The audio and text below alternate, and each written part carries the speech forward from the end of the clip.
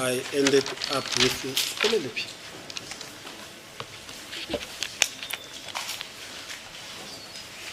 Oh, now, Brigadier, sorry, General, to be fair to you, I want to give you a bit of a background.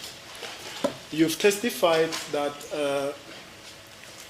Constable Zungu, when he came to you for the first time in 2019, he said that the source of the information that he was giving to you was Gwabeni, correct? Yes, my lord. Kufakazi bakho bushilo ke ukuthi ke ngo2019 umeza kuwena uConstable Zungu wathi lokho ayekutshela kona wakuthola kuGwabeni yebo Nkosi enkantolo. Now Gwabeni, whose name is Sifiso Zungu, has come and testified in these proceedings in this honorable court, and I'm not going to go into detail as to what he said, but the essence of his testimony was to refute and debunk the testimony of Constable Zungu regarding the events that Constable Zungu said they transpired on the 26th of October 2014 at the Basotho hostel where Mr. Gwabeni himself resided.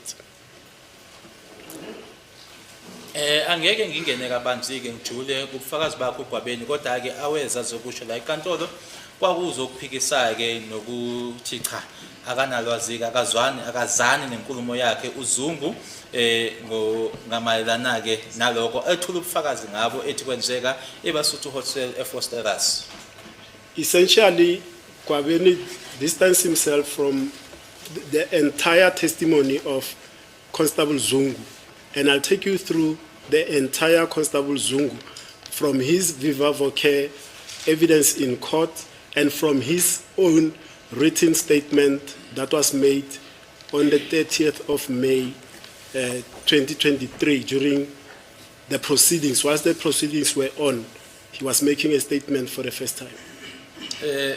Kuloko ke uGwabeni bayiqhelanisa nje impela ke nobufakazi bakhe uZungu abusho ke la inkantolo kanye futhi ke nestatement asenza nge30 zika May 2023 ngesikhathi ke icala leli liqhubeka ke uqula yena ke nestatement asenza ngaso isikhathi leso nge30 May 2023. And in sorry, Please, my lord. Sorry to interrupt, Mr. Ramsepil, but we have repeatedly referred to the case of Mafaladiso, and we have often said that it's so unfair to just quote a portion of the evidence of a witness when we know that Gwabeni has made a statement which even if he disavows, but that statement is on record. Unless my learned friend is going to start with that statement and say, but Gwabeni is disavowing that statement before he gets to the his evidence. But the whole conspectus of the evidence of a witness must be put to a witness for comment, and not just selectively. My lord, I don't understand the nature of the objection. I've said to the general, I'm going to take you through the entire statement of Constable Zungu. AAA is of record, and Constable Zungu admits that this is his statement. I'm not talking about the statement of Gwabeni. I said I'll tell the general the essence of what Gwabeni testified about viva voce in court. I don't know this objection, where is it emanating from, my lord?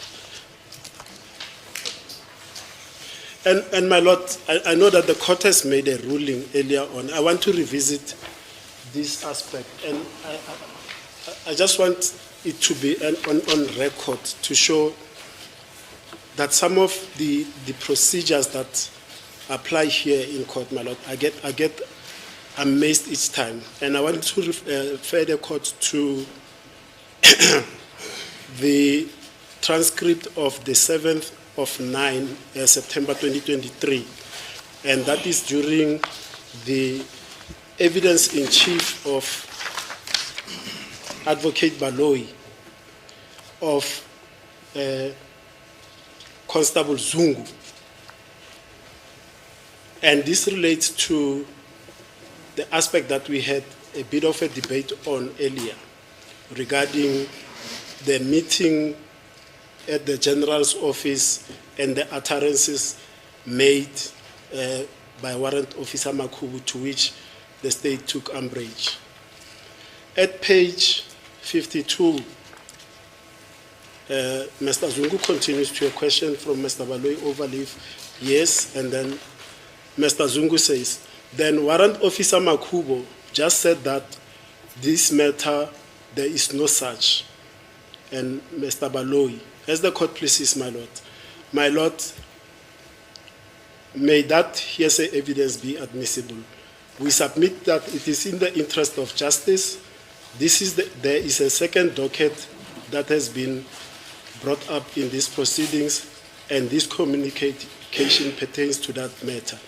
The court asks Mr. Baloyi, just repeat what you have just said. Mr. Baloyi says, my lord, the state requests that utterances by Warrant Officer Makubo, and there's an intervention, and the court says, Makubo specifically, Mr. Baloyi, I am sorry, my lord, the utterances, the court asked, the utterances by Makubo specifically, Mr. Baloyi, yes, by Warrant Officer Makubo, court, all right, be admitted in the interest of justice, even if it is hearsay.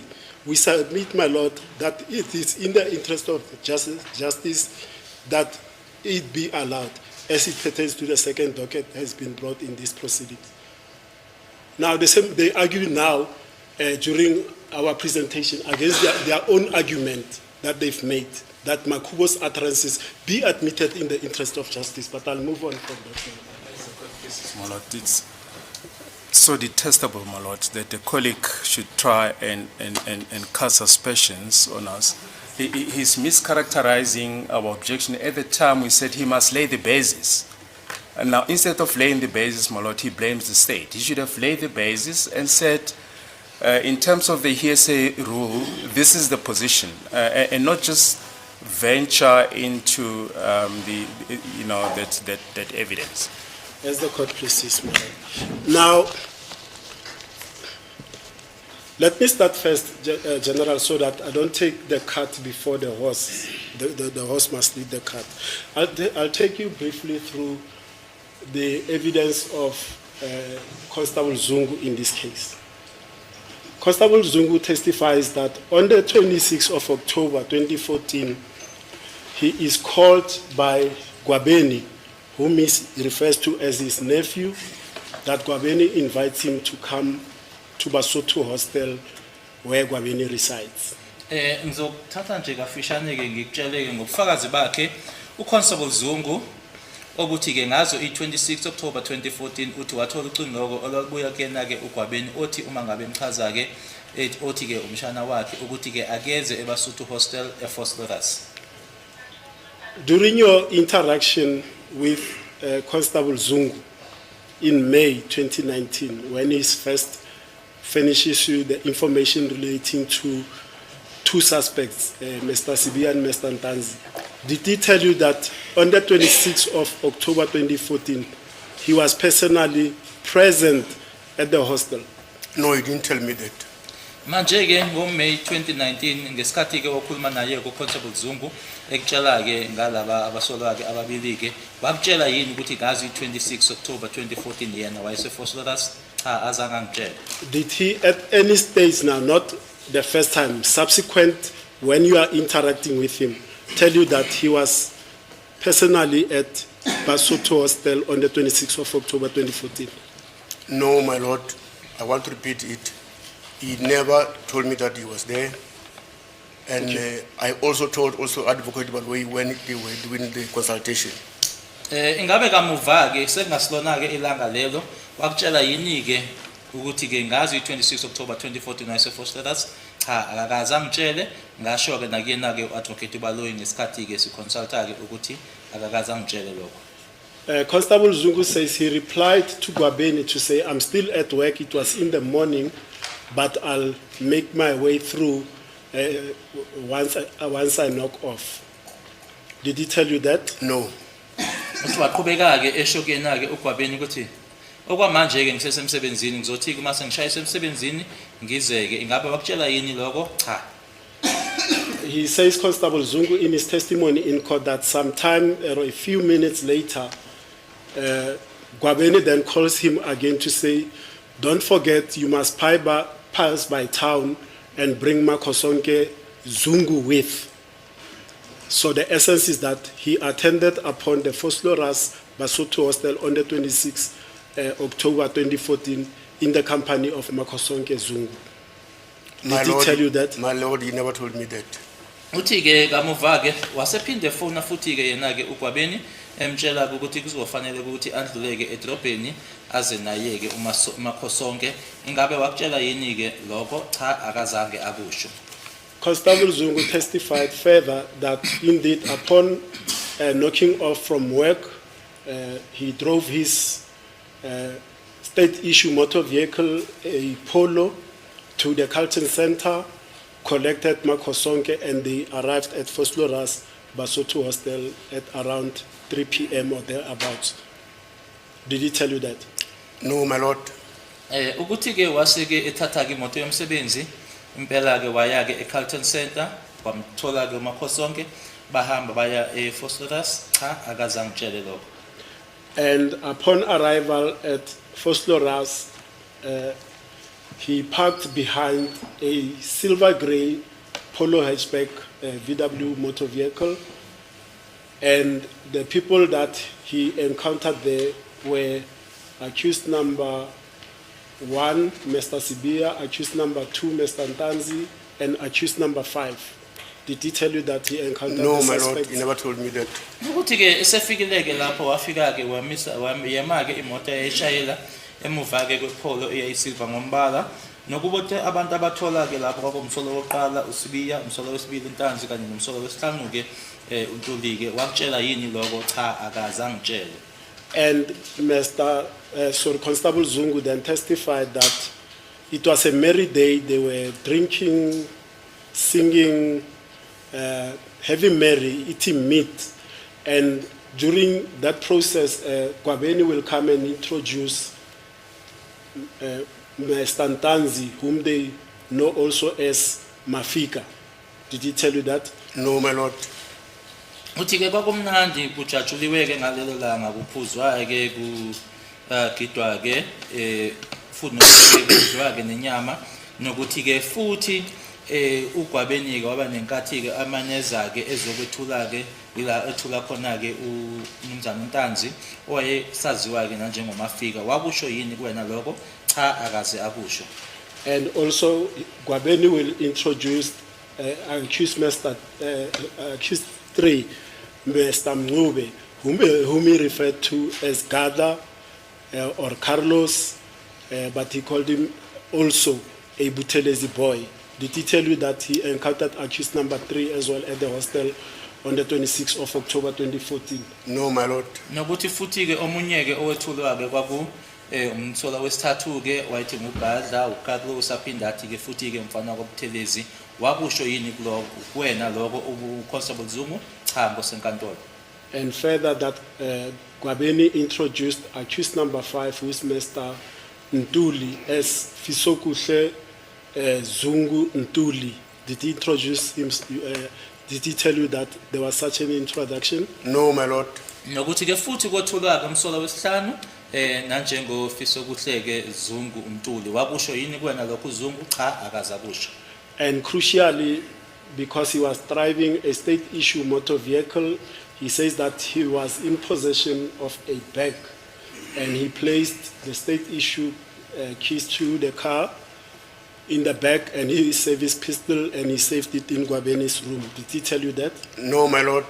Okusemqoka-ke futhi nokuthi-ke nanjengoba kwayihamba ngemoto yombuso wakhiya-ke imoto leyo kunesikhwama wayesiphethe, wathatha isikhiya-ke leso semoto wasifaka kusona leso sikhwama nesibhamu sakhe-ke sasemsebenzini wayoyibeka-ke kuyigumbi lakhe uGwabeni. Wakutshela yini lokho? Cha, ngosenkantolo.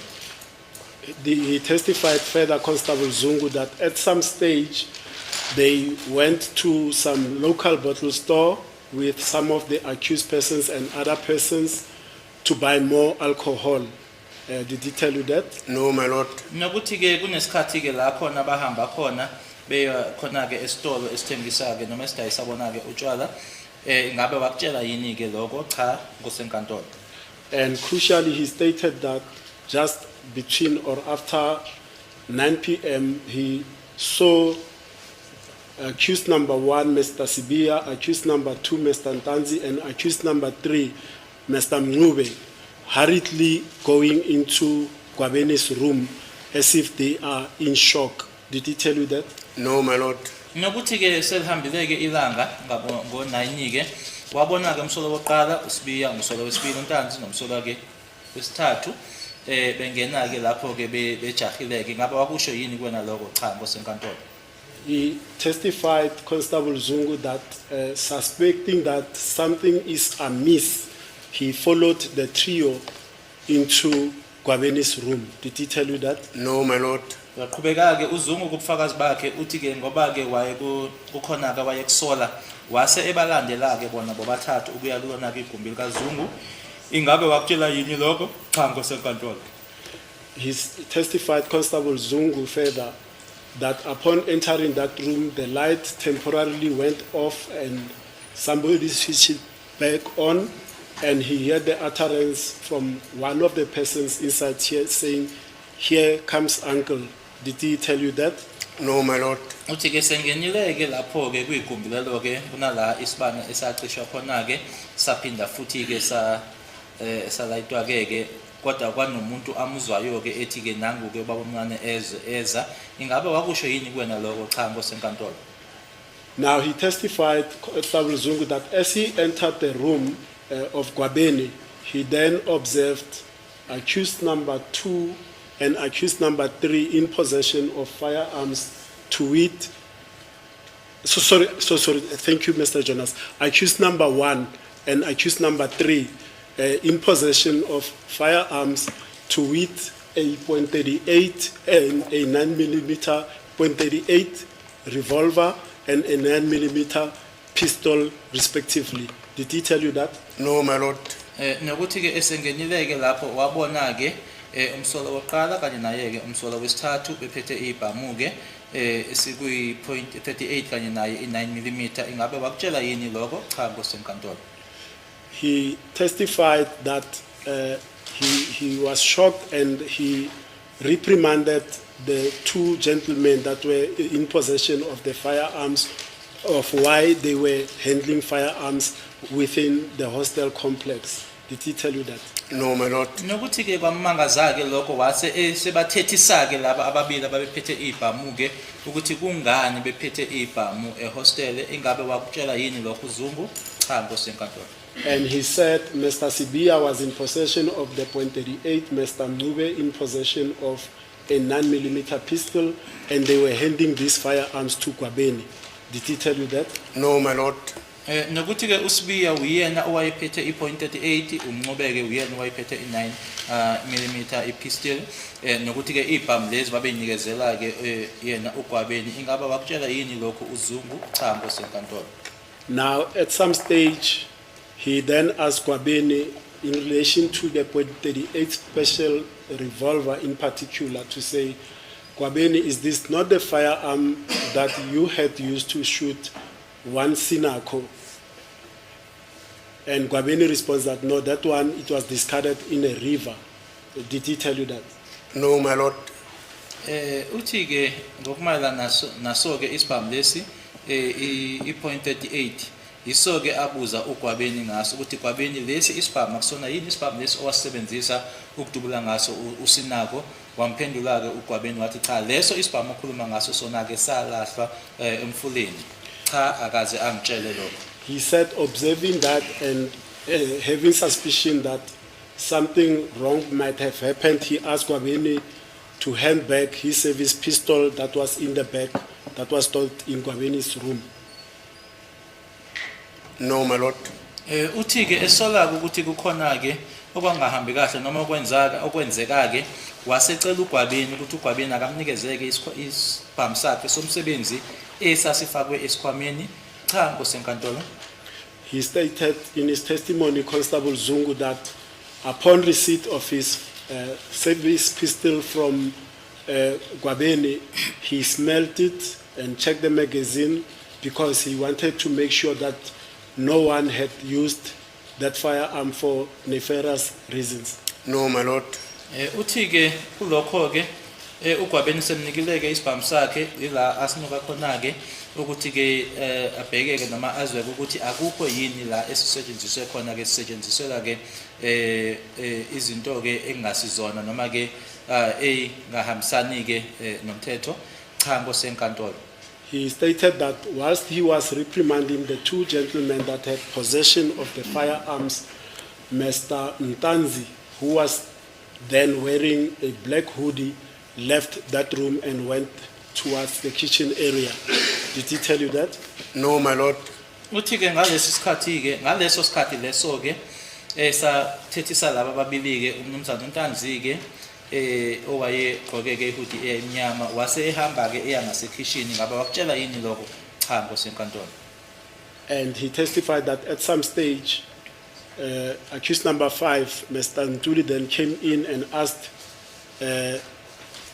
him or Gwabeni as to whether there was something wrong, and he responded in the negative. No, my lord.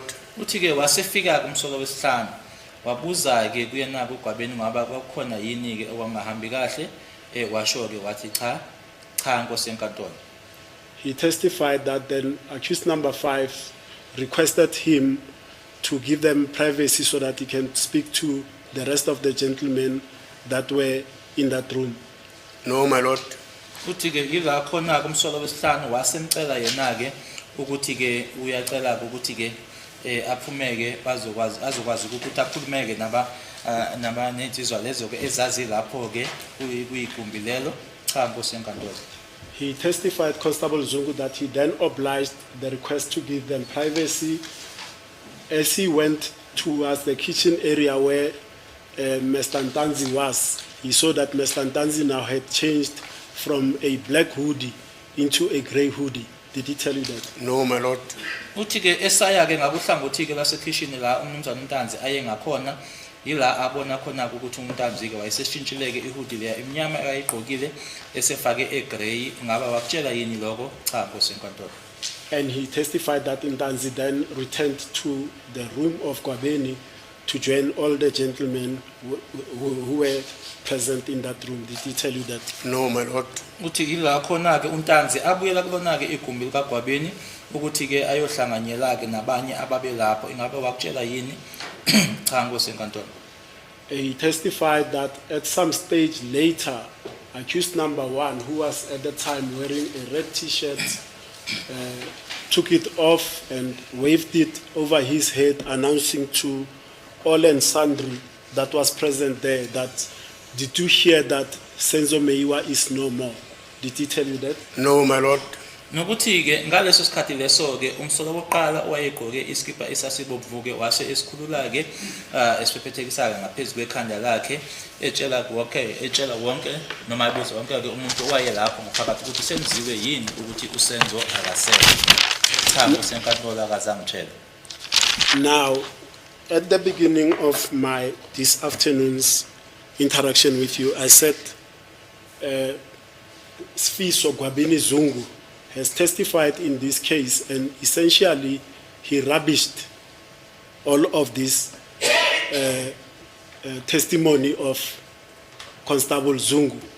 He denied each and every allegation that you say Constable Zungu did not tell you about. Gwabeni also refuted that all of this occurred. Do you understand, General? Yes, my lord. Mangiqala ke ngishilo ke kwena ukuthi uSifiso Gwabeni Zungu naye ke wothula ubufakazi ekuphika ke noma ephikisa yonke ke lento uGwabeni athi wayitshela yena ke naye uConstable Zungu athi wayitshela wena ke General naye uGwabeni ekuphika ke lokho ukuthi cha akaze kwenzeke. No, but we've raised some objection initially. We're not going to repeat that regarding the testimony of Sifiso Gwabeni Zungu. And Furthermore, Gwabeni stated that he hadn't seen Constable Zungu since their primary school days back at home until he saw Constable Zungu for the first time in 2017. So the testimony of Constable Zungu that Gwabeni was with him at the hostel, it's incorrect, it's pure lies. That's what Gwabeni said, understand. Do you understand that? Understand it? Nokuthi ke uGwabeni kubufakazi bakhe ushilo ukuthi akazambone uZungu ke wamgcina ke bese sesikoleni ukuthi ke sezombona futhi ke ngo2017 la khona ke ashoyo ke khona ukuthi ke ubufakazi bakhe uZungu nje absolute iqiniso. And it is your testimony still that despite your request for the contact details of Gwabeni from Constable Zungu so that you can follow up on this information that he was giving you, he flatly refused to finish saying to you, correct? Yes, my lord. Usasho namanje ke ukuthi ke somcelileke uConstable Zungu ukuthi ke anikezeke ngemininingwane noma inamba zokuxhumana zika Gwabeni kodwa akakwenzanga lokho yebo nkosenkantolo. And also you testified that Constable Zungu flatly refused to make a sworn statement regarding the information that he was giving to you, correct? Yes, my lord.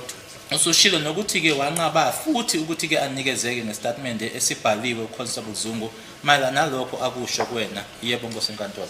Now, General, before this escaped me, I'll come to this little bit because this one I've jotted the notes down. At the beginning of our interaction, when we said Constable Zungu, Gwabeni denies that Constable Zungu was at the hostel on the 26th of October 2014. You mentioned in your answer something to the effect that you also told Advocate Baloyi something to that effect. I did not understand. Clarify it for me. Yeah, I told him that he completely refused to tell me the whereabouts of Gwabeni, and he never told me that personally he was there. Okay. I told him. Engekushilo ke ngaphambilini ukuthi ke uConstable Zungu wanqaba ke ukuthi angitsheleke ukuthi ke uGwabeni wayekuphi nendawo. Naye ke futhi akazange angitsheleke ukuthi ke wayekhona lapho. Akazange angitshele lokho. Ilokho engangikusho kubona. Your worship, my lord, I want to say that clearly. I also told Advocate Baloyi, Gininda, and Mfundisi that they must be careful of the statement of Zungu. I told them straight. Ngakusho ke lokhu kuyena ke uAdvocate Baloyi, uGininda kanye naye ke umfundisi ukuthi kuzofanele basiqaphelisiseke istatement esakhe ke uZungu. Ngakusho lokho kubona. Why was that, General? Can you elaborate? Why did you admonish Advocate Baloyi?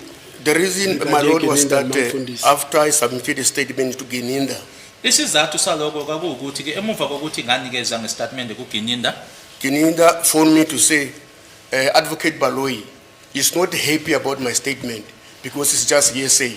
uGininda ke wamfonela ke ngitshela ke ukuthi ke uAdvocate Baloyi ake nemeke ngestatement sami ngoba nje yinzwa bethi. And I said you must come to his office. I went there and find my Advocate Baloyi there. Wasethi ke uyacela ukuthi ke uze ke office lakhe ngempela ke ngaya ke office ngamthola ke uAdvocate lapho. My lord, it's frustrating if junior members they try to sort of give false testimony to the Advocate Baloyi and the court. Lokho ke kuyinto ehluphayo ke uma kuukuthi ke amaphoyisa ke asemancane ke noma ke asenzansi ke ngokwama ranks juniors ke banikeza ke istatement ke engasizona ku advocate kanye futhi nasenkantolo. And I realized that for me to go to Advocate Baloyi, it was not initiated by Baloyi but by Gininda. Enkunye futhi engakuthola ke ukuthi mina ngiye ehhovisi lakhe uAdvocate Baloyi kwakungasiyona into eyayiqhamuka kuyena uAdvocate Baloyi kodwa eyayiqhamuka kuyena uGininda. What is the relevance of what transpires during consultation? Our learned friends don't put on record what transpires during cross-examination. What is important is what is contained in the witness statement, and that is what must be placed before court. There's no point in traversing issues that happen in in chambers, must we then call those witnesses now to come and comment on what happened in chambers and veer completely away from the issues that the court is seized with? We submit, my lord, that it's improper to canvass such issues. Will you please the court, madam? It is a little bit odd to hear that kind of an objection from the state asking what is the relevance of that which this witness is testifying about here in court. Remember, at the onset of his testimony, he said he was part of the trial. I mean, he was part of the investigation of this case.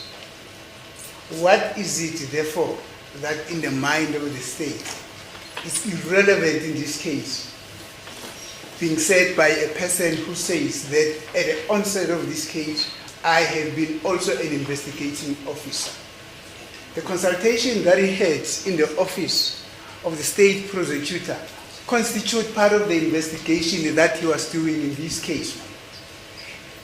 It is well understood that the state might not be happy about the information that is coming here. But the court will be reminded, my lord, that this is not for the first time that the court hears what transpires in the office of the state prosecutor. The court heard that from Mr. Kwabeni. The court heard that from Mr. Makosonke. The court heard that also from Mr. Zondo. There was no objection, my lord. But simply because this testimony comes from the court, comes from a person who the court has at all times maintained that, not necessarily to this witness, but is from a high-ranking officer, my lord, then the state feels that they need to object. Why are they objecting now when they did not object at a time when other witnesses came and told this court about what transpired in the office of the public prosecutor, my lord? But in any event,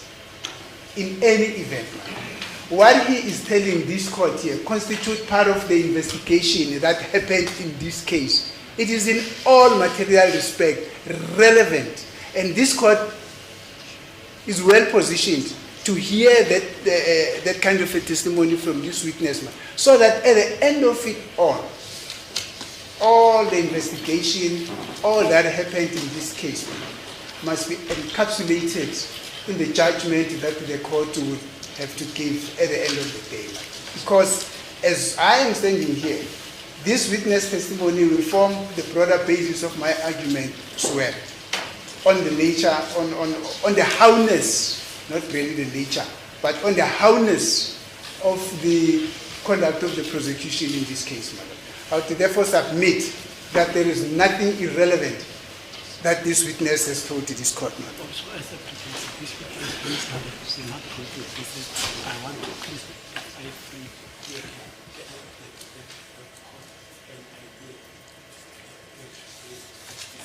Thank you. Mr. Ramusipiri is also reminding me, my lord, by bringing it to my attention that at the onset of this witness's testimony, he said, I am here to tell this court about everything that I did in my investigation and to assist the court to come to a just finding. Yeah, that's what he said. So what is it that this witness should, why should the state therefore expect that this witness should pick and choose things that he needs to tell this court? Because at the end of it all, the state will come up and say, this witness had a selective memory. We don't want that, my lord. We don't have anything to hide, my lord, because you are not the guilty one that are afraid. Thank you, my lord. If I may respond to the submissions by Mr. Mniso. Firstly, it's not correct that we did not object about the consultations in chambers. If counsel were to traverse the record, he would see that we did raise objection. And the simple reason for that, my lord, is that Section 210 of the Criminal Procedure Act states that no evidence as to any fact, matter, or thing shall be admissible which is irrelevant or immaterial and which cannot conduce to prove or disprove any point or fact at issue in criminal proceedings. My lord, what happens in chambers during consultation can be used to prove what is in issue.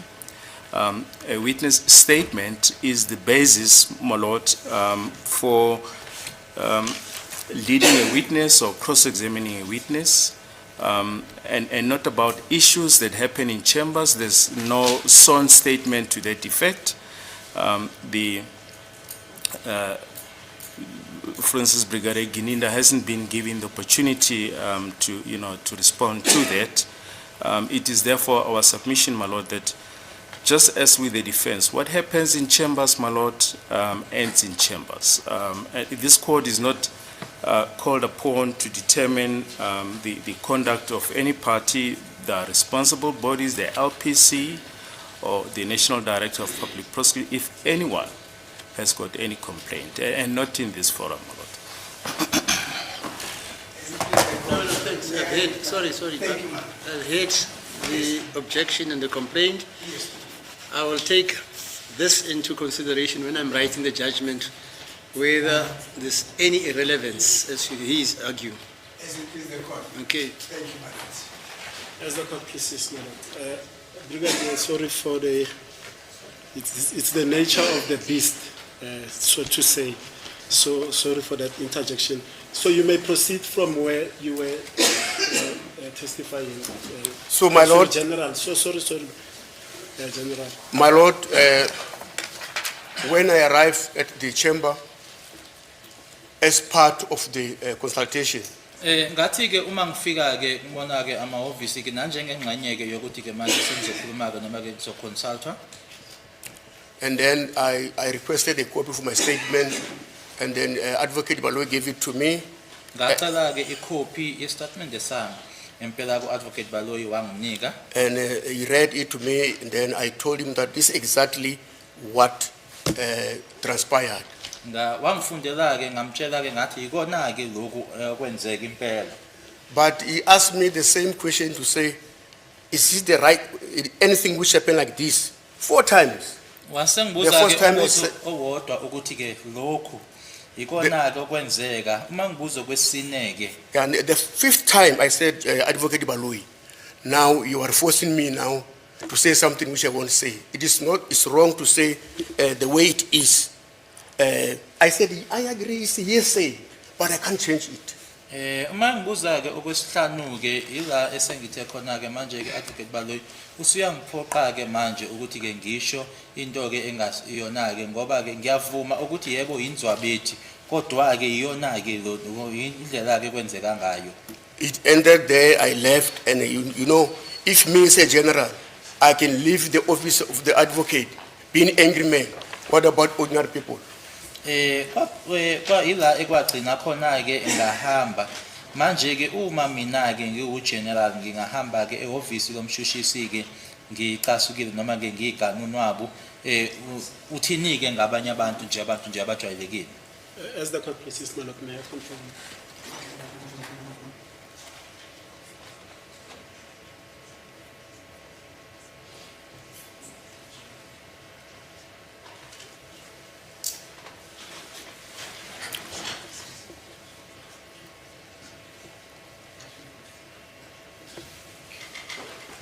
Sorry, General, thank you.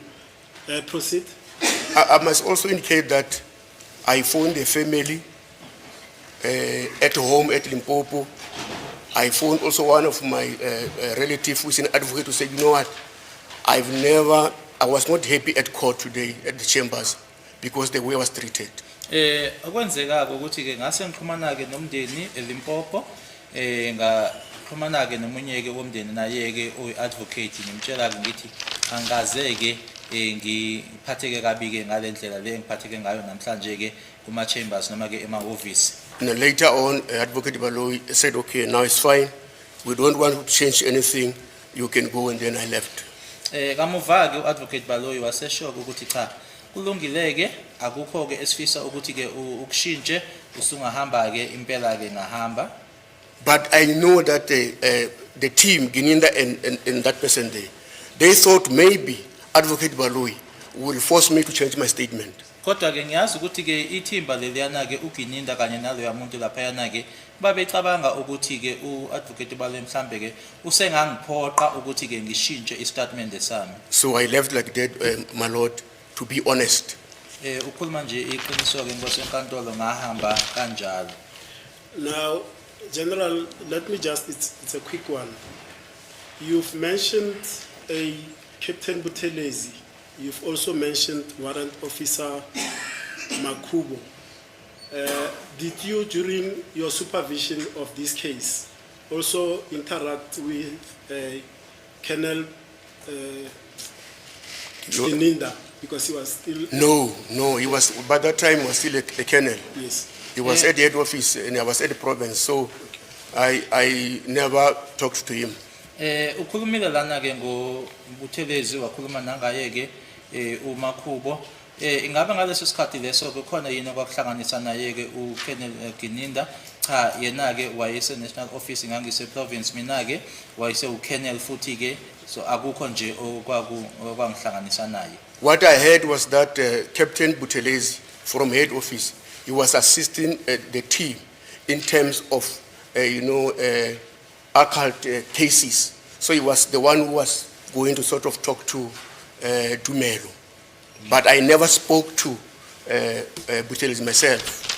Buthelezi went to speak to Dumelo. Yes. You saying I never spoke to. No, I get that. Yeah. You saying Buthelezi went to speak to Dumelo. No, it's not what I said. I said, they said he was assisting them. She was assisting them. They said Buthelezi from head office. She was assisting my team by that time before I can even go there at the province with that case in terms of taking the statement, because they wanted also to consult the witch doctors or herbalists. Engakuzwa mina ukuthi ke uButhelezi yena ke wayelekelela ithimba elali noma ke ithimba leli ke ngomayelana ke nokuphenya. Sir, can you just, I think the witness did say something about speaking to Dumelo. I just wanted to make sure whether I heard him correctly. Is it No, Buthelezi? I said they remember that Buthelezi was at head office, so he was assisting, especially where people went to see the herbalist. So according to them, Buthelezi was able to sort of interpret those things. Okunye futhi ke ngakuzwa ke kunala khona ke ekwakushiwo khona ukuthi ke abantu babehamba beyobona ke inyanga noma beyobona ke izangoma ke lapho ke uButhelezi wayekwazi ukuthi asize khona ke ngokuthi ke atolikeke noma ke achaze lokho okwenzeka khona lapho akusho. This is what I was told. Into leyo engayitshelwa. And this quick one, South African police consult so-called herbalists or witch doctors My lord- in solving cases. No, my lord, what I want to say is that there was a rumor that after the killing of Senzo, some people went to see some Isangomas here and there. But it's where now she was involved, maybe in trying to take statement from those people. Which people? The ones that went to the Sangoma. Remember, she was doing, there's cult unit at the head office. So whenever there is something which she's involved in, sort of the herbalist, they take those guys to come and intervene here and there. Okwenzekayo lana ukuthi ke kwakukhona izinkulumo ezazithi ke abantu labo emuva kokuthi uSenzo esashona ke noma abulawa bahamba ke bebona inyanga bebona ke izangoma la yila ayengena khona ke uButhelezi ke ukuthi wayelekelela ke nalapho ngoba ikhona ke iunity yaloko eNational Head Office ke yilapho ke abangena khona ukuthi bayahamba bayokhuluma nalabo bantu noma bathola istatement kulabo bantu labo. now General, when did you first hear that Constable Zungu claims that he was at the hostel on the 26th of October 2014 and in the presence of the accused persons before court at Kwabinisu? In this court, when he was speaking, it's the first time I hear about it, my lord. Wakuzwa nini ke ukuthi uConstable Zungu wayese Phosphorus eBasuthu Hostel nge 26 October 2014 ndawonye nabasolwa ke laba abaphambi kwenkantolo kulona igumbi lakhe uGwabeni ngaqala ukuzwa la enkantolo uma wayekhuluma yena ethula ubufakazi. Now, regarding the two persons that Constable Zungu gave you information about, Mr. Ntanzi, Mr. Sibia, did you request Constable Zungu to furnish you with photographs of those persons? No. mayelana ke nalabo abantu ababili akutshela ngabo uConstable Zungu uSibiya kanye futhi ke noNtanzi ingabe wena kunezithombe owayicela yini zabo abantu laba babili cha No, he was having them in his phone to say, these people are my family, to prove that here is my photos. I never said you must give me. He's the one who said, yes, these guys are my family members. I cannot lie that they were involved. uyena owayenezithombe kumakhalekhukhwini wakhe uyena owangikhombisa hayi ukuthi mina ngayicela wathi ke angeke ngiqamba amanga labantu ihlobo zami noma ke abomndeni angeke ngiqamba amanga ngabo. Did Constable Zungu provide you with the photographs of Moses Sibia and Bongani Ntanzi? No. Ingabe wakunika yini ithombe ke zika Moses Sibiya nobongani Ntanzi cha. And what would your comment be if Constable Zungu said you requested the photos of Mr. Ntanzi, Mr. Sibia, and he indeed furnished you with same? He knows that he was lying under oath. Ungathini ke uma ngithi kwenake uConstable Zungu watshela inkantolo ke ukuthi wena wayicela izithombe zika Moses Sibiya nobongani Ntanzi nokuthi wakunikeza ke ngathi ke waqamba amanga ethathe isifungo. Now, Constable Zungu further testified that on the 18th of November 2019, after his father, Absalom Zungu, had met with Brigadier Gininda on the 17th of November 2019, there was an attempt on his life. People tried to assassinate him. Do you know anything about that? No, I know nothing about that. What I was aware was that he said Muzi is the one who's after him and no other person. Uma ngathi ke ubufakazi abethula ke ukuthi ke emuva kokuthi ke ubaba wakhe ke eseyahlangana ke naye ke uBrigadier Gininda ukuthi ke kunabantu ke ababefuna noma befisa ukuthi bambulale ungathini ngalokho khona kwaziyo cha akukho kwaziyo engikwaziyo yilokho engakutshelwa uyena ke ethi ke umuzi uyena ke umuntu owayemlandelela noma owayesemva kwakhe efuna ukumbulala. Now, in that regard, he testified in this court that he was on a way to run an errand. He encountered a motor vehicle in a street. As he's approaching that motor vehicle, somebody that he knew by the name of Ngazimulo pointed a firearm at him. Did he tell you that? He didn't tell me that. Ingaba wakutshela ke lokho ukuthi wayehambela ke eya esitolo uma esendleleni ke eya esitolo kunemoto ke eyayikhona ke lapho kunomuntu amaziyo ke ngegama likaNkazimulo okuyena ke lona ke owayekhiphe isandla kuyena efuna ukuthi ke amdubule ngaba wakutshela yini lokho cha akaze angitshele. In that regard further, and I'll finish the court tomorrow with the relevant page numbers. I omitted to write the page numbers here for the transcript, but he says, and I quote, I then phoned General Rishabane and reported this incident to him. I further informed the general that I suspect that the information I shared about the murder of Senzo Meiwa could have been leaked from his side because I know that the suspects who came to shoot me are known to him and don't know each other. The transcript will be of the 8th of September 2023 at page 66. Do you understand the gravity of the allegations? I deny that. He knows that it's a lie. And the last time I saw Mozi was in my cluster office. And again, when he was speaking over in the court, and today, physically, I'm here in the court, face to face, I see him today. So I never spoke to him, and he never spoke to me about anything. So you're talking at cross purposes. Yes. He's talking about accused number 1. Yes, yes. And you are talking I'm talking about about Constable Zungu, not Mozi. And let me, because we were talking about this assassination attempt on Constable Zungu. So I was telling you and reading for you from the record No. as to what he said It is about the false. attempt on his life. It's false. Futhi ke kulokho akusho ke ukuthi emuva So thank you, kwalokho my ke lord. I'm wase indebted for eqhumana that.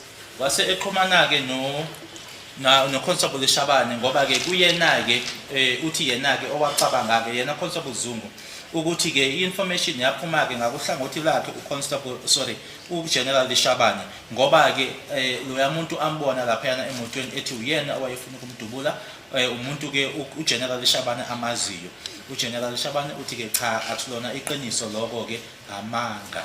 Your worship, can I put this to the court? Take note the time that statement was written.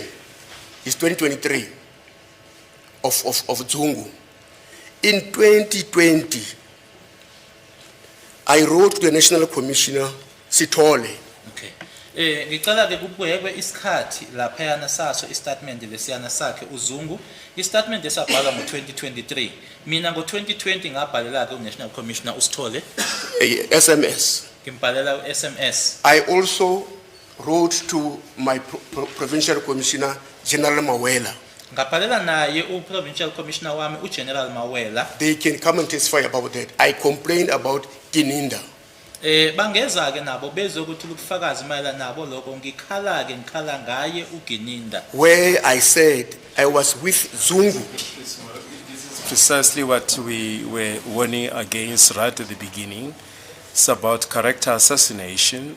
What is the relevance of that, my lord, to the issues that must be decided by this court?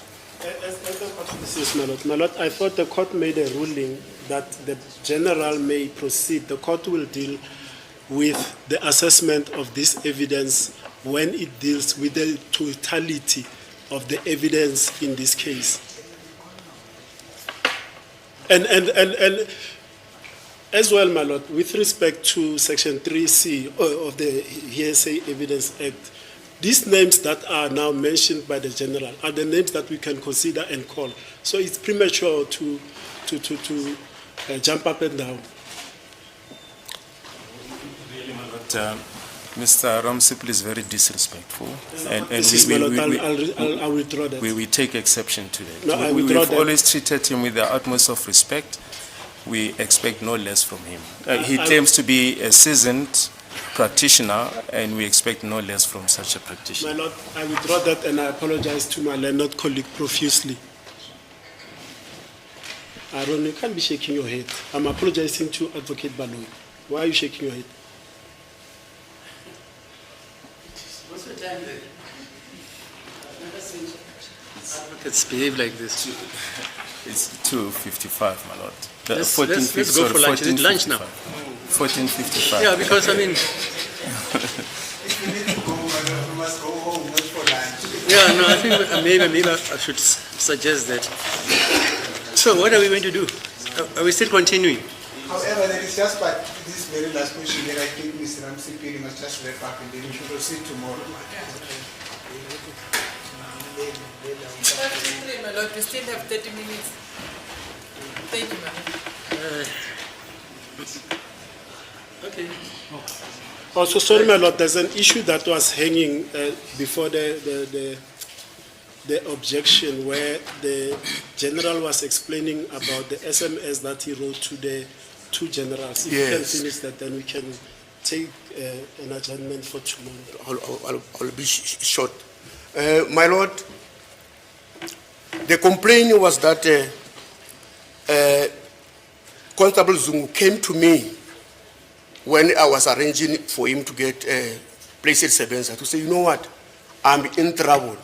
Isikhalo ke lana sasimayela nokuthi ke uConstable Zungu weza kumina ngalesikhathi mina ngangimzamela ke ukuthi ke athole indawo esebenza esho kumina ukuthi ngisenkingeni.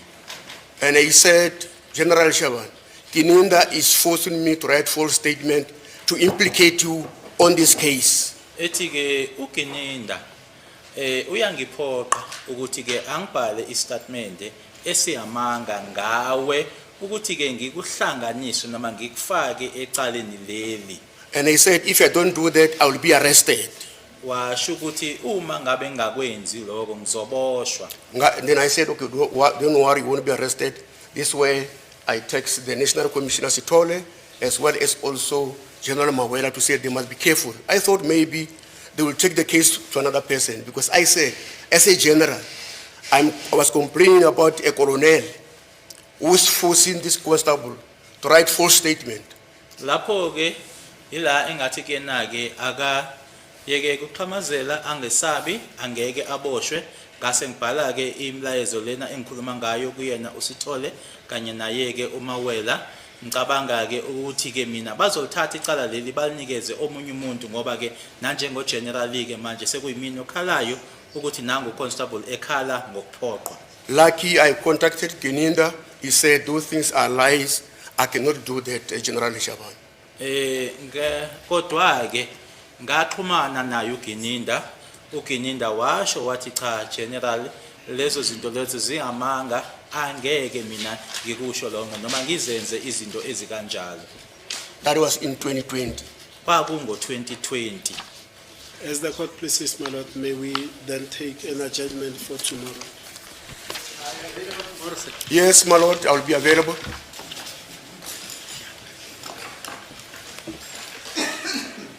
Okay, let's adjourn until tomorrow then.